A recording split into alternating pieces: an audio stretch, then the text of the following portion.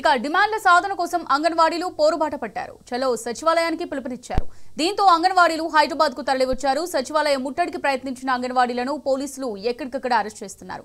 కనీసం నెంబర్ ప్లేట్లు కూడా సరిగా లేని పోలీసు వాహనంలో దాదాపు 15 మంది అంగన్వాడీ టీచర్లను ఎక్కించుకొని పిఎస్ కు తరలించారు.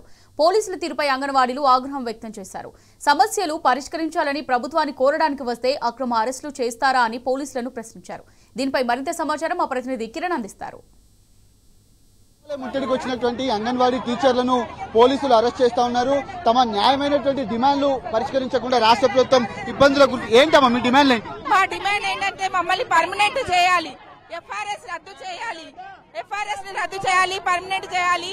ప్రీ ప్రైమరీ స్కూల్ అని అంగన్వాడీ టీచర్లకు మేము మా హక్కుల కోసం పోతున్నామండి. హక్కులకు అడగడానికి కూడా ఇవ్వట్లేదు. అసలు రాత్రి నుంచి అరెస్ట్ చేస్తున్నారు. పొద్దున 6ంటికి లేవక ముందే వచ్చేసారు. మా హక్కులు అడిగే అధికారం లేదా? 18,000 ఇస్తాన్నారు కదా, ఇవ్వచ్చు కదా. పిఎంసీ విద్య అని పెట్టిండ్రు, అది తీసేయచ్చు కదా, తీయట్లేదు. పోలీసులు ఏదైతే వృద్ధులను కూడా తీసుకుని వెళ్తున్నటువంటి దృశ్యాలు అయితే మనకు కనిపిస్తా ఉన్నాయి. రాష్ట్ర యంత్రాంగం కూడా ఇటు పోలీసులు కనీసం వృద్ధులను కూడా చూడకుండా వాళ్ళని అరెస్ట్ చేసినటువంటి దృశ్యాలు అయితే మనకు కనిపిస్తా ఉన్నాయి. ఈ నేపథ్యంలోనే ఇస్తామన్నటువంటి నెలకు 18,000 జీతం కావచ్చు, అంతేకాకుండా తమ డిమాండ్లు ఏవైతే ఉన్నాయో అవన్నీ కూడా కాంగ్రెస్ ప్రభుత్వం హామీల్లో ఇచ్చింది, కానీ ఇప్పటి వరకు ఎవరిని కూడా ఇవ్వట్లేదంటూ కూడా చెప్తున్నటువంటి పరిస్థితులు అయితే మనకు కనిపిస్తా ఉన్నాయి. పోలీసులు ఒక వాహనంలోనే ఇంతమందిని కూర్చోబెట్టి తీసుకెళ్తున్నటువంటి దృశ్యాలు అయితే మనకు కనిపిస్తున్నటువంటి నేపథ్యంలో పూర్తి స్థాయిలో ఏం కావాలి, మాకు జీతాలు కావాలి సార్. 20,000 జీతం ఇస్తాడు అన్నాడు.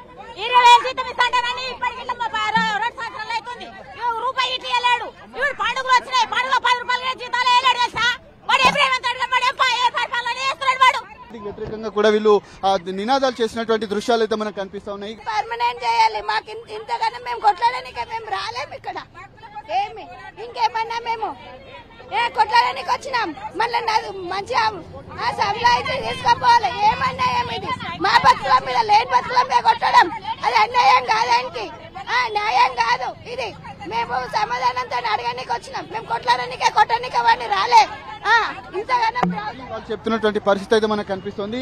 ముఖ్యంగా అంగన్వాడీ టీచర్లు పెద్ద ఎత్తున సచివాలయం ముట్టడికి వచ్చినటువంటి వాళ్ళందరినీ కూడా అరెస్ట్ చేసి పోలీస్ స్టేషన్ కు తరలిస్తున్నటువంటి పరిస్థితి. ఒక పాత వాహనంలో దాదాపు 15 మందిని ఇటు అంగన్వాడీ టీచర్లను ఎక్కించుకొని వెళ్తున్నటువంటి దృశ్యాలు అయితే మనకు కనిపిస్తా ఉన్నాయి. పూర్తిగా ఎక్కడికక్కడ రాష్ట్ర ప్రభుత్వం కావచ్చు, అటు కాంగ్రెస్ ఎన్నికల హామీలో ఇచ్చినటువంటి ఏ ఒక్క హామీ కూడా నెరవేర్చలేదంటూ వీళ్ళు డిమాండ్లు ప్రీ ప్రైమరీ స్కూల్ ని రద్దు చేసి అంగన్వాడీ టీచర్లకే ఇవ్వాలి, అంగన్వాడీ టీచర్లకే ఇవ్వాలి.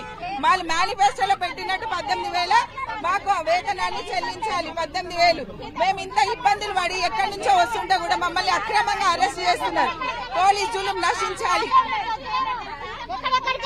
చిన్నగున్నప్పుడు చేసినాం కొడుక, మేము మస్తు బాధపడి చేసినాం. మేము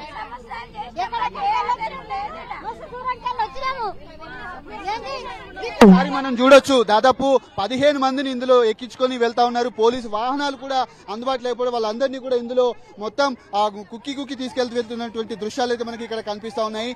పూర్తిగా రాష్ట్ర ప్రభుత్వం ఇచ్చినటువంటి హామీ మేరకు తమ డిమాండ్లు పరిష్కరించాలని కూడా కోరుతా ఉన్నారు. అటు ఏదైతే వృద్ధులను కూడా, మహిళా వృద్ధులను కూడా తీసుకొని వెళ్తున్నటువంటి దృశ్యాలు అయితే మనకు కనిపిస్తున్నాయి. చిన్నపిల్లలను తీసుకొని వచ్చినటువంటి వాళ్ళని కూడా అరెస్ట్ చేసి తీసుకొని వెళ్తా ఉన్నారు.